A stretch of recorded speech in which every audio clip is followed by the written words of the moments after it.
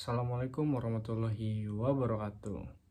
Kembali lagi dengan saya Muhammad Fatur Rahman dari Bimbingan Konseling Islam kelas 6C dengan NIM 2313481.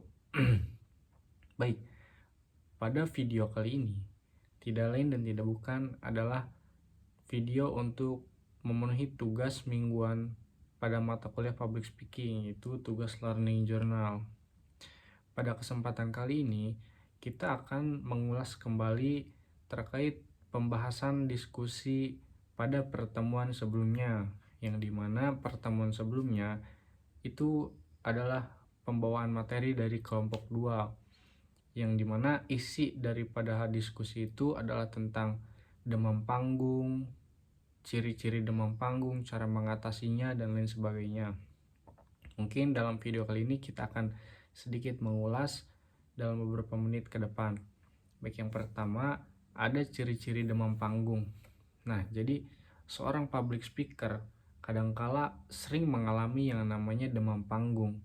Nah, ini sering kali terjadi apabila seorang public speaker itu belum terlatih ataupun belum terbiasa melakukan public speaking. Nah, apa sih gejala yang dialami ketika demam panggung? Nah, demam panggung itu berbeda dengan demam pada biasanya ya teman-teman ya. Pada biasanya demam itu badan kita panas, akan tetapi demam panggung adalah suatu kondisi di mana seorang public speaker mengalami gangguan-gangguan ketika dia ingin akan melaksanakan public speaking ataupun ketika dia di depan halayak ramai.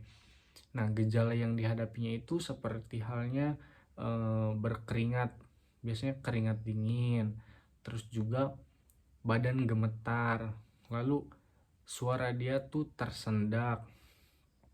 Lalu ada juga yang ketika dia mengalami gejala demam panggung, dia itu susah untuk berbicara ataupun terbata-bata ketika dia berbicara.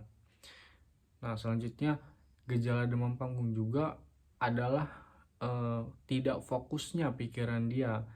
Segala sesuatu yang telah dia persiapkan sebelumnya. Nah, akan tetapi ketika dia mengalami demam panggung, biasanya isi pikiran itu buyar kemana-mana. Nah, itu beberapa gejala yang dialami seorang public speaker ketika mengalami demam panggung.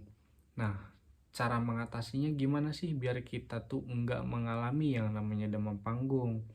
Nah, pada pertemuan sebelumnya sempat dibahas bahwasannya agar kita tidak mengalami demam panggung adalah salah satunya dengan cara kita harus bisa memberikan afirmasi positif kepada diri kita. Contohnya, yakinkan kepada diri kita bahwasannya kita bisa, kita mampu, kita layak untuk melakukan public speaking.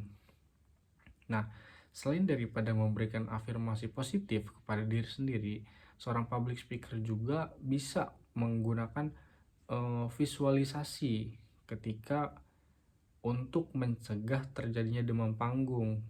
Nah, apa sih yang dimaksud dengan visualisasi? Yaitu seorang public speaker bisa terlebih dahulu membayangkan sebelum dia melakukan public speaking secara real, dia bisa terlebih dahulu membayangkan apa yang akan dia lakukan nanti ketika public speaking.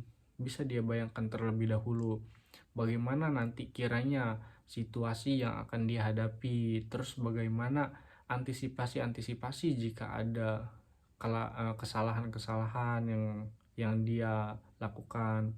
Nah, seorang public speaker bisa menggunakan visualisasi terlebih dahulu untuk mencegah terjadinya demam panggung. Nah, ada juga tips agar kita itu terhindar daripada demam panggung. Tadi diantaranya. Lalu bagaimana sih caranya biar kita tuh sukses dalam melakukan public speaking dan terhindar dari demam panggung? Nah, cara yang selanjutnya adalah dengan berdoa. Selain memberikan afirmasi positif, dengan berdoa kita tuh menjadi lebih percaya diri dan bisa lebih maksimal lagi ketika kita melakukan public speaking. Nah, selanjutnya juga adalah dengan cara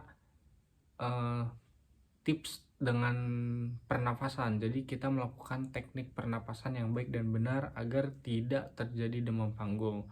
Nah, mungkin cukup sekian pada video pertemuan kita kali ini. Kurang dan lebihnya mohon maaf. Wassalamualaikum warahmatullahi wabarakatuh.